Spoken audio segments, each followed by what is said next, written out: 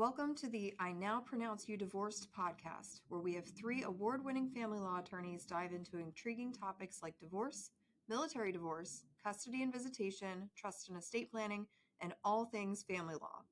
Join us as we provide a comprehensive viewpoint through the eyes of our experts and guests, aiming to educate and soothe our listeners. Get ready to tune in because I Now Pronounce You Divorced starts right now. Hello and welcome. Thank you so much for joining us for our inaugural family law podcast. This is I Now Pronounce You Divorced with Rebecca Malone and Charles Hatley of Malone Hatley PC. We're a family and estate law firm based in Virginia and North Carolina. And today we're going to be talking with Charles Hatley about getting started in divorce and what you should and should not do, right? Do's and don'ts for what happens at those initial stages of divorce. So first, let me welcome and introduce Charles Hatley, who is our partner and was initially the litigation partner of Malone Hatley, is now more an operations role. But welcome, Charles. Why don't you tell everybody a little bit about yourself? Thank you, Rebecca. My name is Charles Hatley, and I work with Malone Hatley PC. My background is I have been in family law almost since getting out of law school. And I came into family law somewhat, I don't want to say begrudgingly, but I had not yet seen the light of everything that family law could offer. And by that, I mean, being able to work with people through some of the toughest times in their lives and keeping your head on straight to really focus in on what's important, making sure that the relationship is dissolved appropriately, making sure the assets are taken care of carefully, and making sure to approach this in a really professional manner. So that really has been my goal since coming into family law, and then jumping over to join Rebecca Malone Law really was our goal to continue that level of practice towards family law. Got it.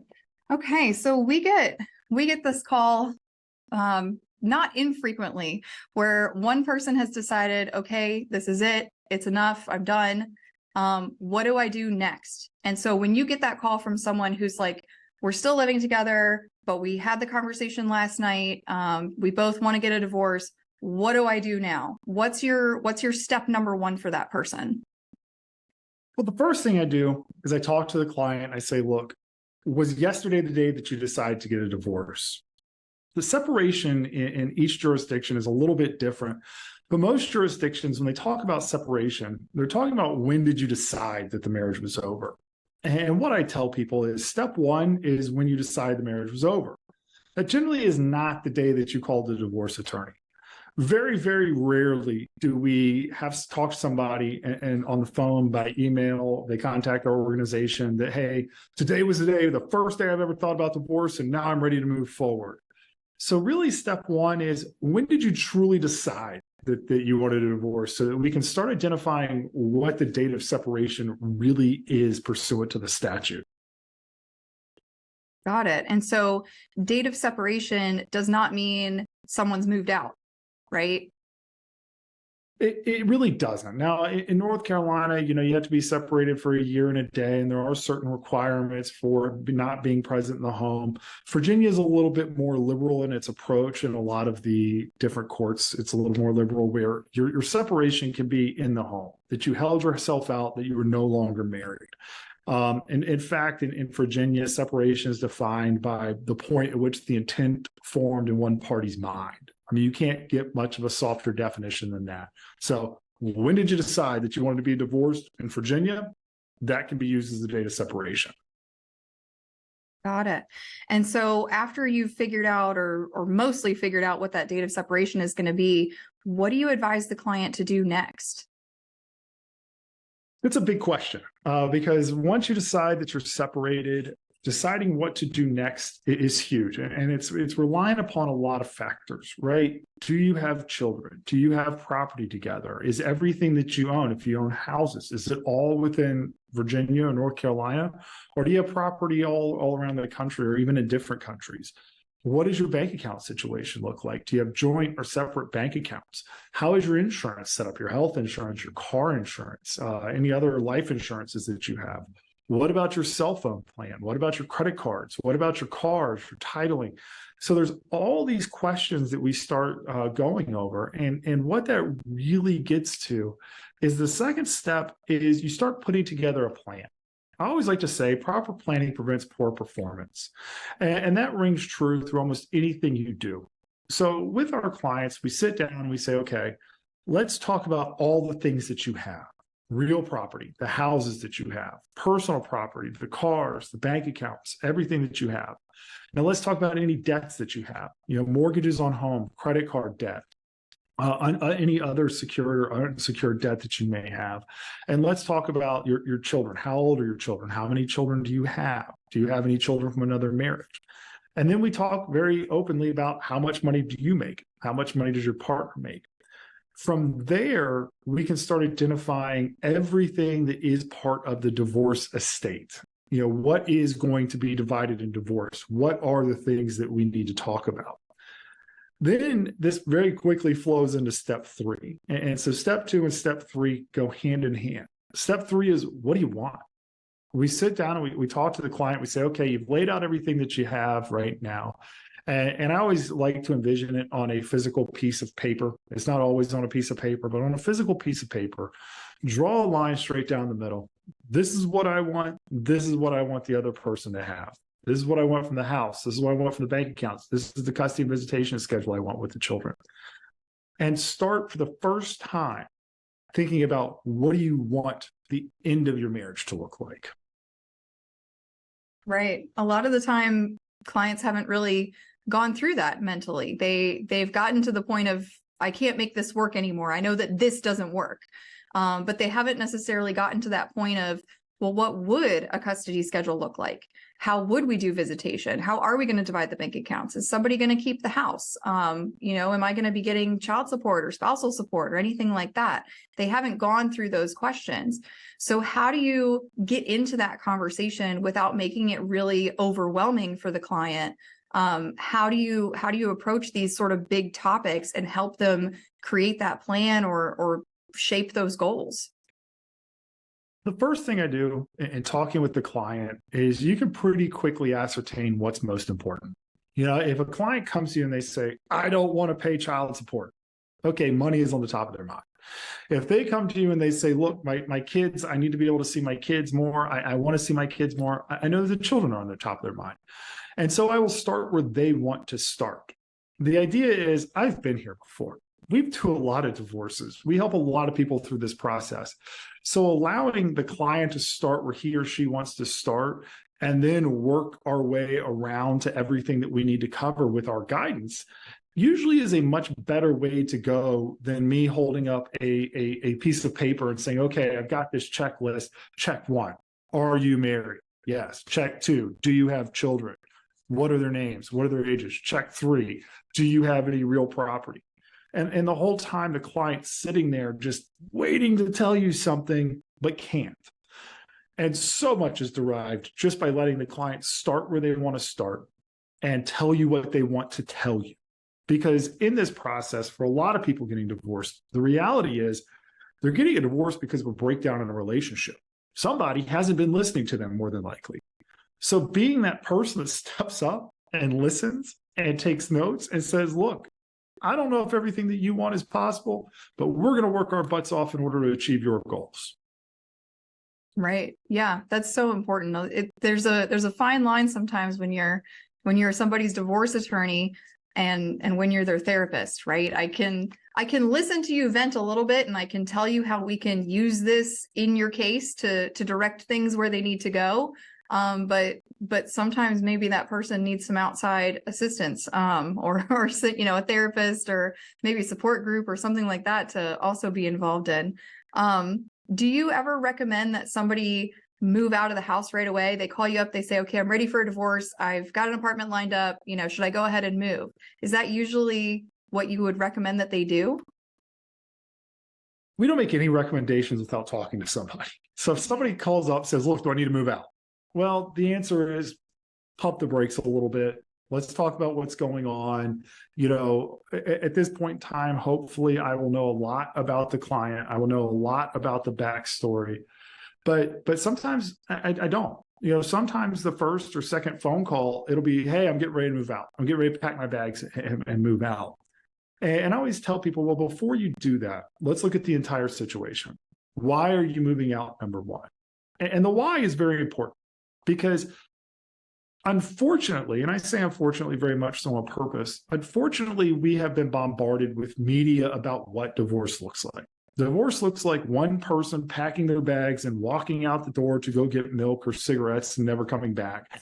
And the other person left there to fend for themselves in the house, maybe also take care of the children.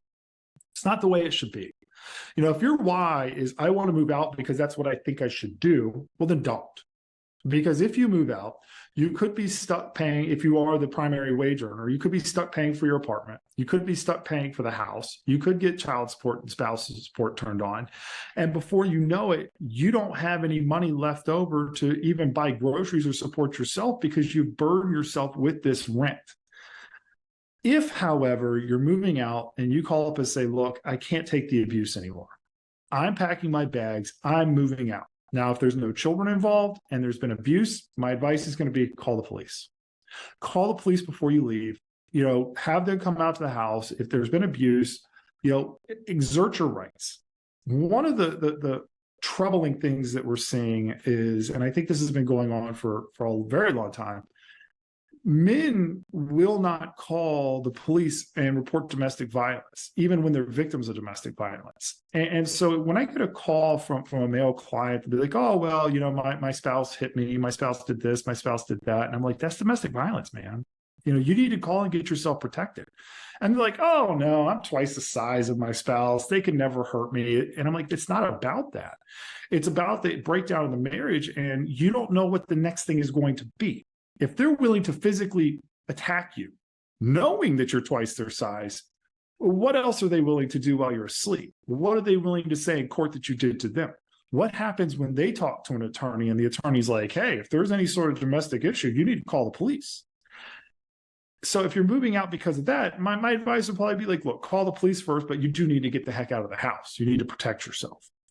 If there's children involved, my advice is take the kids with you. You have to take the children with you. One of the things that we hear frequently is the courts are very biased. They're biased against men. Well, that's not necessarily untrue. The courts seem to be most biased against people that leave the home and leave the children behind. And I think that that's most accurate. Generally, what we see is the man will leave the home because they think that that's the right thing to do, and they'll leave the wife with the children. And then by the time you get to court, the judge is sitting there saying, well, sir, you left the house. You left the wife with the kids. So my advice is if you're going to leave and there's domestic violence, take the kids with you. Set up a place for the kids to live. Because it's also important not to move into a studio apartment and then show up to court one day and say, ooh, I want 50-50 custody visitation. And the judge goes, well, where are your children going to sleep? Well, I guess they'll sleep in the kitchenette of my studio apartment. Have these plans set before you do anything. So really, you need to plan before you move out. Yeah, absolutely. And the abuse piece is so important. And sometimes you don't hear about it for several months. You'll be well into a case when the client finally tells you, oh yeah, well, she did attack me one time. And, I had a client that the wife had actually attacked him with a beer bottle. She had slammed it over his head and he had this scar and he had these stitches and all this stuff. And he just didn't think to tell me about it for several months. And then she was making all these allegations about he had abused her and he had done this and he had done that and he was such a terrible guy. And then the story came out and he was like, well, okay, yeah, I yelled at her, but she hit me with a beer bottle. I was pretty upset, so I yelled at her. And, if we had known at the beginning of the case, right, that sort of sets the tone. And if you wait until you're 6 months in, you're a year in, and now you bring it up, now it's not going to look authentic to a judge, right? They're going to say, why are you only bringing this up now? Clearly there's some sort of underlying motive. And that's really frustrating. So starting with the reason, starting with why, right? It comes back to starting with why. Why are you moving out? What happened? What was the final straw? And getting that full story. So then we can make sure we're moving forward the right way. How do you deal with it when somebody comes to you and they say, oh, well, I've I've seen this before. My sister got a divorce last year, and she got the house and she got the kids and she did this and she did that. So I'm not worried about it, or whatever the story might be. How do you advise that client? What are your recommendations based on that kind of a story? We're getting that more and more, right? As social media proliferates, as Google and any other search engine proliferates information, we get it a lot. Look, my best friend's friend got, they had a house, they had kids, and, he or she got 100% of the house, 100% custody, and they get spouse support, child support, even though they make more money. And I'm like, then go hire that attorney, because apparently that attorney walks on water. It's just not very likely to happen. I also am very open with people. I say, look, the reality is, if Google was as good as an attorney, we wouldn't have jobs, because at the end of the day, we get a lot of business from people that have gone onto Google and who have trusted their friends and gone into the courts on their own, started this process, and have messed up in some fashion. We get a lot of business going back and fixing those problems. And I tell everybody up front, the easiest thing to do is to not create the problem in the first place. It'd be like going in and trying to cut out your own appendix. I easily can grab a knife and cut through my abdomen and start digging around in there. But I promise you, it's going to hurt, and I'm going to cause a lot of problems, and it's going to cost me a lot more money than if I just went to a doctor and said, look, man, can you get me sewed up and fixed up the right way without me messing around and causing more problems? Right. Such a terrible but accurate analogy, right? And we do see that a lot. We see people that they try to do some cheapy online do it yourself type of a thing, or they use something that a friend typed up, and then someone's not paying, or then someone's not doing what they're supposed to do, and they have this terrible agreement that is not enforceable, or not enforceable in the way they thought it was, and they've now got a whole lot more work to do. We've got a whole lot more work to do to try and undo it or redo it or whatever at this point. And you kind of bring up the agreement, and that goes back to moving out, right? You want to have something in place. If you're moving out, just say, look, I can't be around this person anymore. That's really where we start talking about a separation agreement. And, you brought up the agreements that people find online. And, I always tell people, if you send me the agreement that you found online, I promise you within 10 minutes, I can find a mistake within that agreement that will end up giving away almost all of your rights, a huge amount of rights. And, in Virginia specifically, they changed the wording that's required in these separation agreements so frequently. For example, the language regarding spousal support. If you mess up and say, I waive spousal support, it's done. You can never go back and undo it. And that's a very big thing. Or a horror story I saw was where a gentleman had signed a separation agreement that there was a typo. He thought that he signed a separation agreement agreeing to $500 a month in spousal support. And in reality, there was a typo. So instead of 500.00, it was 3 zeros with a period and a 10. So it clearly said $5,000. And the wife, after he started dating again, the ex-wife became very vindictive and said, I want my $5,000 a month. And the court was like, I can't do anything about it. It's a signed contract that says you're going to pay her $5,000 a month. We can all agree that was supposed to be 500, but that doesn't matter. It says 5,000. Wow, that's horrible. And to think what he would have saved, right? If you pay a little bit in the attorney's fees to get the advice, then net long term, you would have been so much better off. I know I had a client where they had gone back and forth writing their own agreements, and there ended up being an issue because there was a page swapped out. So one of the numbers was wrong on one of the pages, and the other person said, oh, let me just print out a new page 8, and I'll just print out this new page 8 with the change, and we'll initial it and whatever. And now we have these competing instruments. And so again, everybody's got to go hire attorneys. We've got to figure out what's the controlling term, and everyone gets penalized because we didn't just do a good agreement up front and make sure that it made sense and that all the terms were straightforward and agreed to. What do you find to be different when you go like county by county or judge by judge? How different are things, even just within the same state or across state lines? And does that impact the advice that you give someone when they're at the very beginning stages of a divorce? It's very different. Especially county by county, because you believe like, hey, I'm in the same state, North Carolina, Virginia, it's going to follow their laws. Everything's going to be the same no matter which courthouse I go into. But the reality, it's not.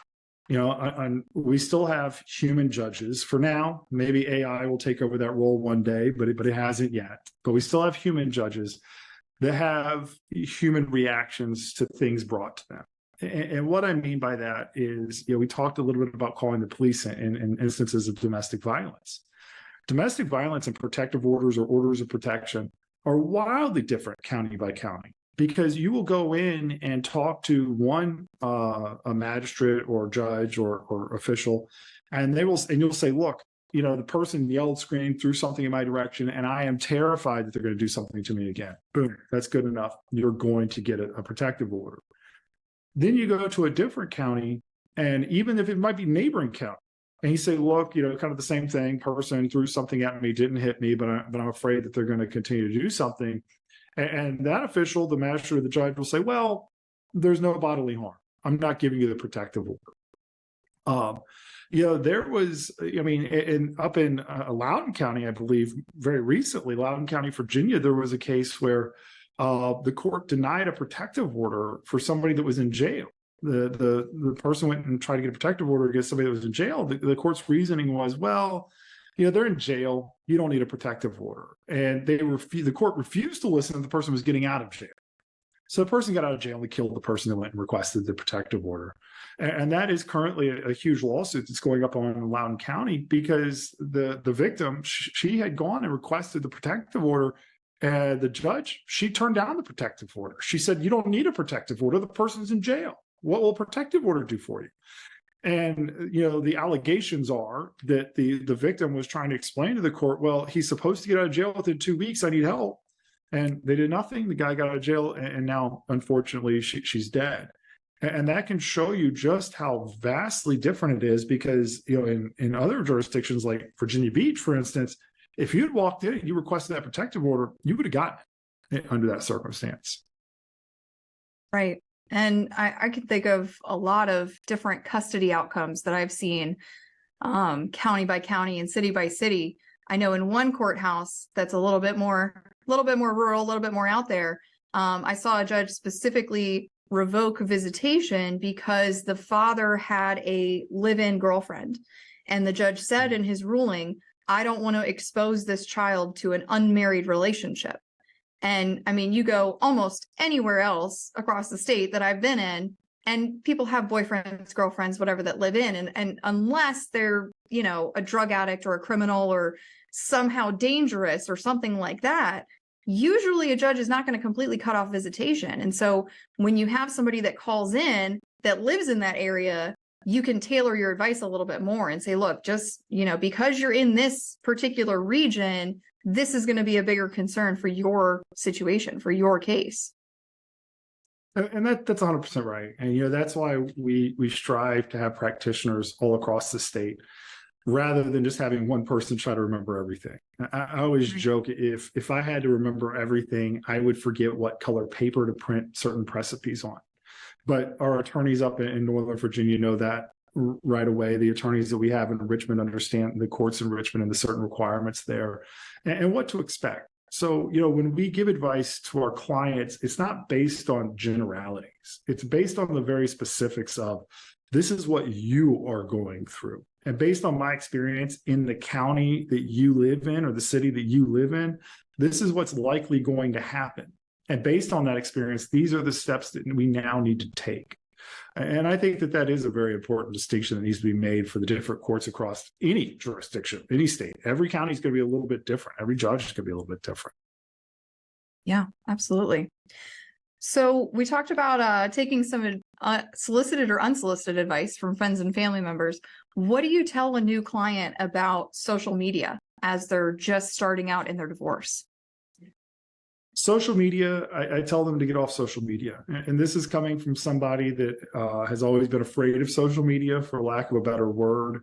I tell them to get off social media immediately. However, that comes with a caveat. If you've done something on social media, if you've posted things on social media that would be useful to the other side through discovery may be able to go and grab that from you. They can make you turn it over and say, hey, I want you to download all of the messages that you message back and forth on Facebook or Instagram or whatever platform you're using. And so it's really advisable, be very careful about what you lay out into the public hemisphere.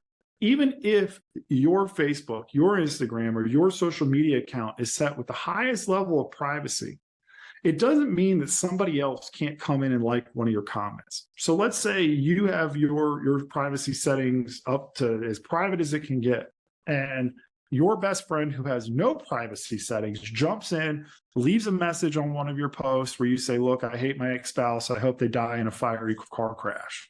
So now they jump in, they like it, they post, ha, ha, ha, you're funny. I hope he dies too. It has now taken your private post out into your friend's privacy settings, which may or may not exist. So now eventually it will get back to your partner. And even things that are that bombastic, I hope you die in a fiery car crash, the court doesn't want to see it. Judges do not want to see that you are unable to control your emotions in a public forum like that, because it's a really good example of how you act in private. So you want to be very careful, even before you hire an attorney. Just be careful what you put on social media platforms, because to say it can be used against you would be an understatement. More likely, it will be used against you. Absolutely. I mean, we've all gone into trial, and the other side comes in with a whole binder full, and they've got screenshots, and they've got chats, they've got emails, they've got text messages, they've got it all.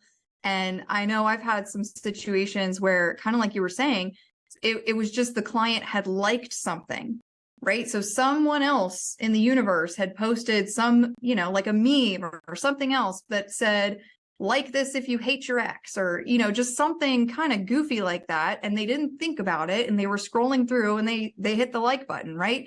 Now that's a screenshot, and that mutual friend who's friends with you and friends with your ex on Facebook is going to go turn around and share it with them. They're going to screenshot it, share it with them. Now their attorney has it, and it's going to be coming up in court. We also see plenty of, these sort of intermediary friends that get on the chat and ask you questions, right? Oh, so didn't you go meet up with that guy, or didn't you go and do this, or, and now all of a sudden they're taking those screenshots and turning right back around to your ex. And they're coming back to haunt you every step of the way. Another mistake we see people that they think their spouse's family is going to take their side. So, they start sending emails or social media messages to like their spouse's mom. And I tell everybody, I don't care what you think. I don't care what kind of relationship you believe that you have with your spouse's mom. Blood runs thicker than water. And that's the way it's going to be when this is all said and done. So, I will tell people, if I was in your spouse's position and you were talking to my mom, I'd be like, hey, mom, can you gather all this stuff for me? Get them to say all these bad things for me. I'd be setting you up from here to tomorrow. And so you need to watch out for that. Right. I have had a couple of cases, but it has been few and far between where I've seen, and, the in-laws family support my client for whatever reason, because their child had been abusive or had cheated, or, something major had happened like that. But out of, the hundreds and hundreds of cases that we've handled, I would say it's been 1 or 2 times that I've seen something like that. Otherwise it's the screenshots and the sharing, and it's coming right back to haunt you. Mm-hmm. All right. Well, I think this wraps up our first inaugural episode of I Now Pronounce You Divorced. Thank you so much for joining us again. My name is Rebecca Malone with Malone Hatley PC. We had Charles Hatley on with us, and we hope to see you next week. In the meantime, please reach out with your questions, anything you want to hear about, and we'll be happy to help. Thank you for tuning into our podcast. If you found this episode helpful and you want more informational content, please be sure to subscribe and join us on all major social media platforms, including YouTube. Stay connected for more exciting updates and tips.